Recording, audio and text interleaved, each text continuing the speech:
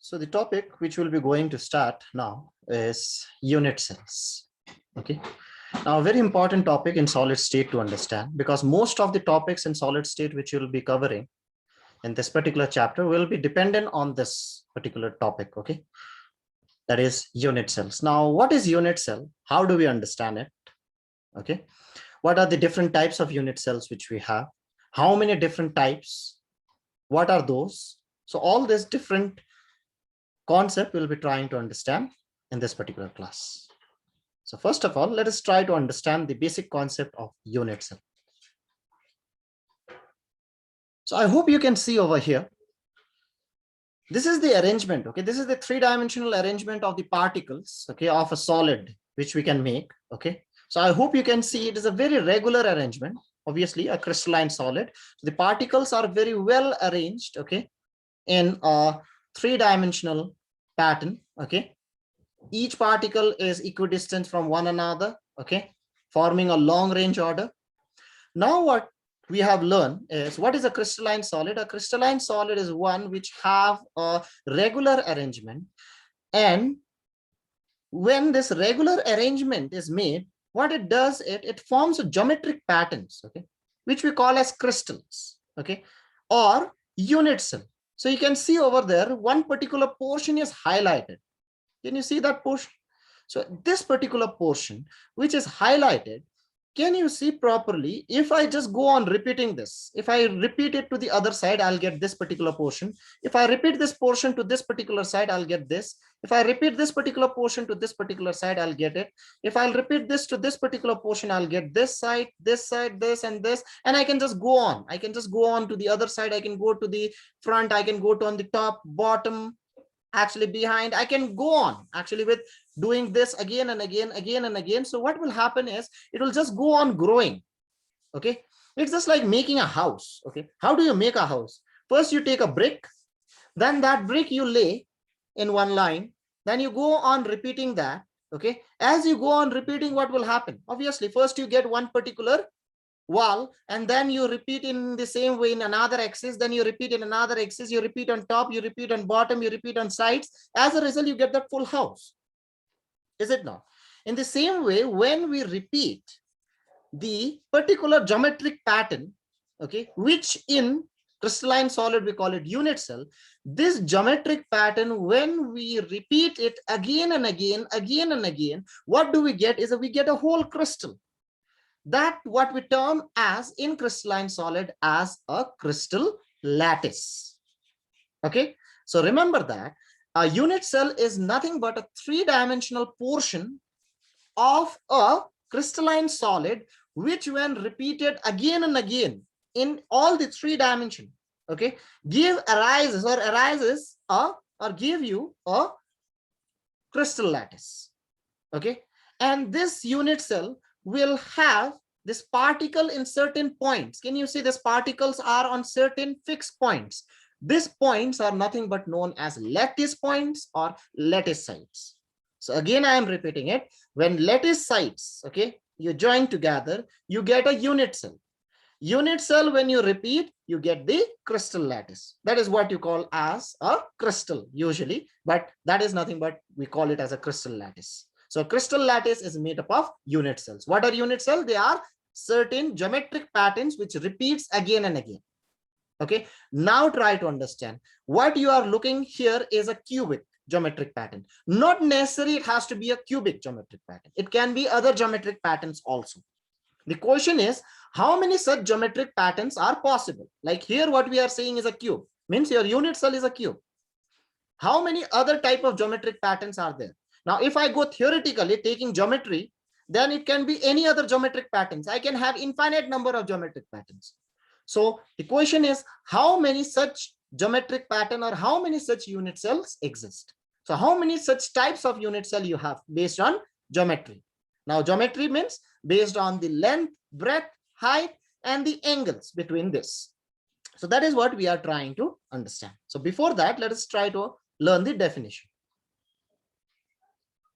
So unit cell, the smallest three-dimensional portion, see, so it is the smallest three-dimensional portion of a complete space lattice, which when repeated over and again in different direction produces the complete space lattice is called the unit cell. So what is a unit cell? A unit cell is a three-dimensional portion of a complete space lattice. It is one of the smallest three-dimensional portion, which when you repeat again and again generates the whole crystalline solid, generates the whole crystal lattice. If it is happening, that's a unit cell. Then the second definition is lattice point. So what is a lattice point? The position of the constituent particle. There is fixed position for the constituent particles, right? So those fixed position which you have of the constituent particle in that space lattice, in that unit cells, that is nothing but lattice point or lattice sites. Then the next definition is, then what is a space lattice or a crystal lattice? The regular arrangement of the constituent of the crystalline substance in three-dimensional is called crystal lattice. So when you take these points and make a unit cell and arrange them in three dimension, what you get as a whole is nothing but your space lattice or crystal lattice. So that is how actually we can understand what is unit cell, what is a lattice point, and what is space lattice or crystal lattice. So remember that lattice point makes unit cell makes crystal lattice. That is how it goes. Okay. Now what we are interested is in this unit cell.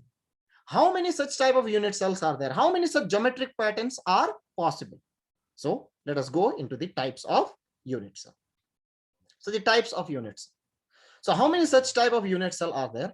And what is the basis of classification? As I have told you, the basis of classification is the geometry, because unit cell are nothing but three-dimensional geometric patterns. So how many such geometric patterns exist? So based upon the parameters of the unit cell, that is length, ABC, you can see ABC, okay, length, breadth, and height. You can see in the figure down. And the angles, alpha, beta, and gamma, you can clearly see in the figure, alpha, beta, and gamma. There are 7 types of unit cell. So that means based on, if I vary this length, breadth, and height, okay, in some of the cases, I can make length is equal to breadth is equal to height. In some of the cases, I can make alpha, beta, gamma is equal to same. Then I'll get one type. So how many ways I can vary it? It was found out that we can vary it on the 7 types. Okay. And that gives me 7 types of unit cell. These unit cells are called crystal systems also. Okay. So what are the 7 types of crystal systems? Okay. So these are the 7 types of crystal systems. So see, cubic. When we actually say it's a cubic system, we say it's a cubic system when the A, B, and C, when the 3 sides, okay, are same, and alpha, beta, gamma is equal to 90 degrees. That is what is a cube, right? All the sides are same and the angles are 90 degrees. Then it's cubic. Rhombohedral, A, B, and C is equal again. Length, breadth, and height is same. Alpha, beta, gamma, and gamma is not equal to 90 degrees. Hexagonal, A is equal to B and B is not equal to C. Alpha, beta, gamma, alpha and beta is equal to 90 degrees and gamma is 120 degrees. Then it becomes hexagonal. Then comes for tetragonal, which you can see. Okay. Then orthorhombic, monoclinic, and triclinic. So we have this 7 types of crystal systems. Okay. So there are 7 types of unit cell based on length, breadth, and height. Okay, this type of questions are very common in entrance examination also, or in your board examination also, where they give you that a rhombohedral system has, then they give you 4 options where you have to find that which one it is. They will give you 4 options where they may give you any of these 4. Okay, you have to find the correct one. Okay, straightforward question, but yes, you have to know the correct parameters. Okay, otherwise it is very difficult if you don't know that. Okay, so these are the 7 types of crystal systems which we have. So based on the length, breadth, and height and the angles, or based on the geometry, we have 7 types of unit cells which we call as crystal systems. Okay, so that is the first classification.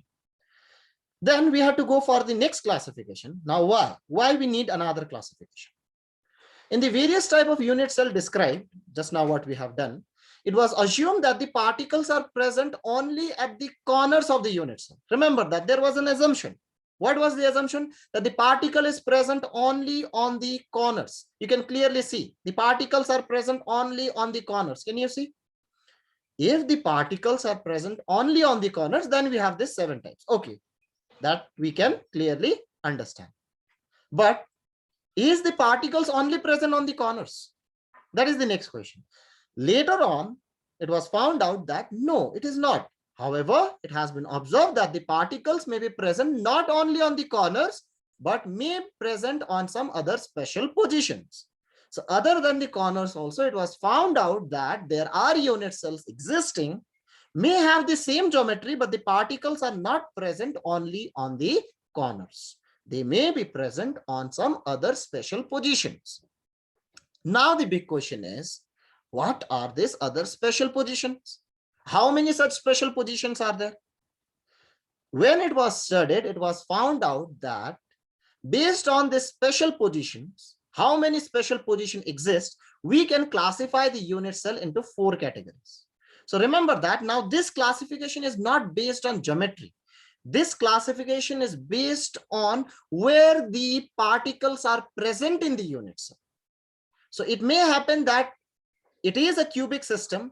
In one unit cell, in one cubic system, it may be present in the corner. In another cubic system, it may not be present, or it may be present in corner. In addition to the corner, it may be present in some other position. So both are cubic system. Both the crystal systems are same, but due to the presence of some other particles in some other position, they may not be regarded as same units. Now the question is, how many such special positions are there? So based on this, there can be 4 types of unit cell. So what are those? So the first one, which we call it as simple or primitive unit cell. Now, what is the simple or primitive unit cell? In the simple or primitive unit cell, you can clearly see, okay, the particles are present in the corners only. Okay, so see over there in the figure, I am showing you a cube. That does not mean it is only representing a cube. It is representing any unit cell. It may be a hexagonal or a rhombohedral or a monoclinic or a triclinic. In any such system, if the particle is present only on the corner, we call it simple primitive unit cell. Simple or primitive unit cell. Like if it is a cube, we call it simple cubic unit cell. If it is a hexagonal, we call it simple hexagonal unit cell. So depending upon where the particle is present, if the particle is present in the corner itself, only in the corner, not on the other position, then we call it primitive or simple unit cell. So that is what the definition says. The unit cell in which the constituent particles are present at the corners are called simple unit cell or primitive unit cells. Then coming for the next, face-centered unit cell. Now by the name itself, face-centered, that means at the center of the face of the unit cell, there will be a particle present. See, now those are special positions. Okay, so they are present in the corner, no doubt. So remember that the particles will be present in the corner, no doubt. In every case, particle will be present in the corner. In addition to the corner, they are present in the center of each face. Now, a cube has 6 faces, so you'll get 6 particles. That does not mean that it will always be 6 particles.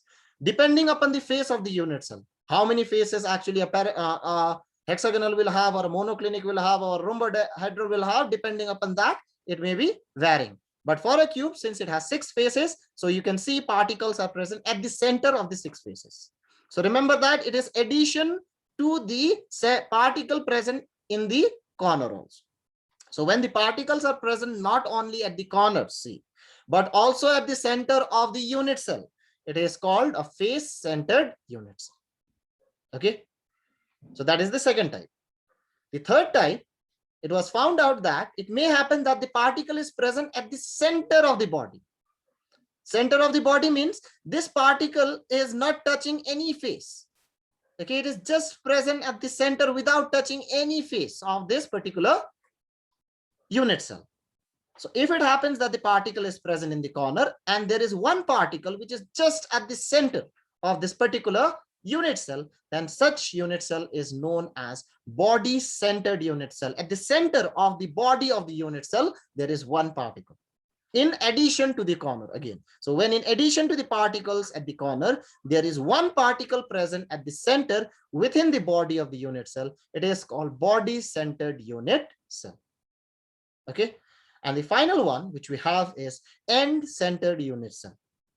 Okay, end-centered. What do you mean by end-centered? In such cases, the particle will be again present in the corner, no doubt, but there will be two particles which will be present on the opposite face, two ends. And remember that it has to be two opposite ends.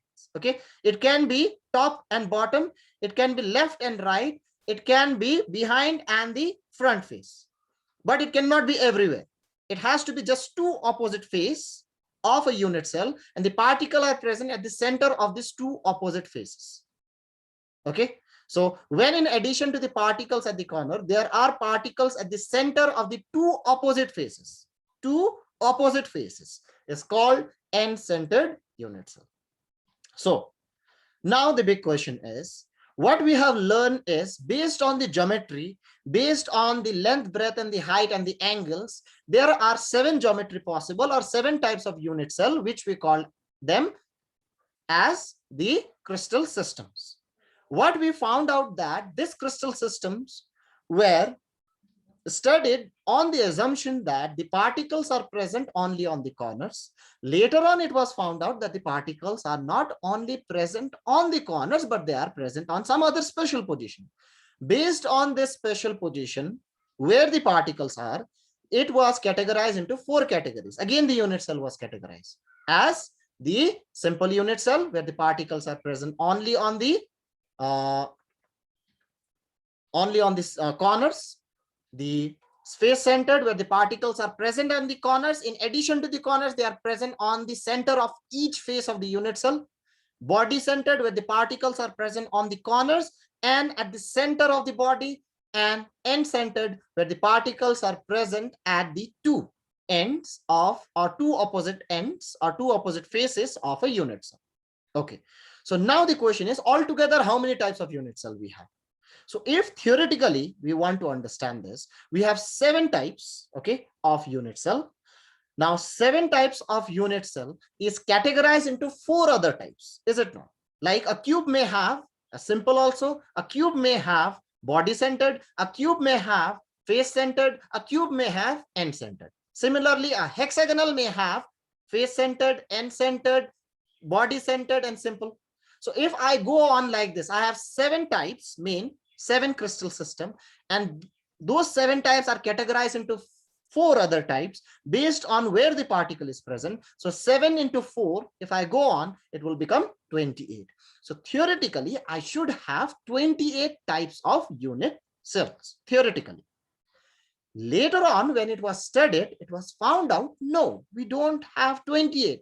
How many we have? We just have 14. Then the question arises, why? How? There are 7 types of unit cell, 7 crystal system. Each crystal system can be categorized into 4 based on where the particle is present. So 7, and each can be categorized into 4. 7 into 4 is 28. Then the question is, why not 28? Why 14? How do you explain that? To explain that, what we try to say is that each crystal system may not have all the 4 types. Theoretically, we are saying that there may be 4 different positions. Is it necessary that all of them should have? No. It was found out that all crystal systems will not have all the 4 types of unit cell. Some may have 1, some may have 2, some may have 3, some may have 4. And if we total it up, we get 14, not 28. Now, those 14 types of unit cell which we get is known as Bravens Lattice, okay, which we'll try to see in our next slide. So this is Bravens Lattice. So can you see a simple or a cubic unit cell? Say cubic unit cell can be simple, cubic unit cell can be face-centered, and cubic unit cell is body-centered. That means what? There is no such end-centered unit cell for cubic system. So for cubic system, there is no such end-centered. Okay, theoretically we can say that, but when we try to find it out that whether it exists or not, it does not exist. Like for tetragonal, simple is there. For tetragonal, body is there. See, there is no face, there is no end. For hexagonal, it's just hexagonal only. So simple. Means hexagonal has only one type, that is simple. Okay. For orthorhombic, it's simple. For orthorhombic, it's body-centered. For orthorhombic, it is face-centered. And for, end-centered. And for orthorhombic, it is face-centered. So see, orthorhombic is the only crystal system which have all the 4 types of units. So in exam, sometimes they will ask you such type of questions also in your NEET examination or JEE examination. Which crystal system will have all the 4 types of unit cell? It will be the orthorhombic unit cell. Okay. The other, they never have. Cubic have 3. That is simple, body, and face. We don't have n-centered cubic unit cell. So if you count this all together, 1, 2, 3, 4, 5, 6, 7, 8, 9, 10, 11, 12, 13, and 14. So the other don't exist only. Okay, that is, or this particular 14 crystal systems or unit cells which we have are known as Bravens lattice. Okay, so every crystal system does not have all the 4 types of unit cells. Hence, there are only 14 types of space lattices corresponding to 7 types of crystal system. So don't say there are 28 types. Theoretically, yes, but when we tried to find out, we found out only 14. These 14 lattices corresponding to 7 crystal system are known as Bravens lattices.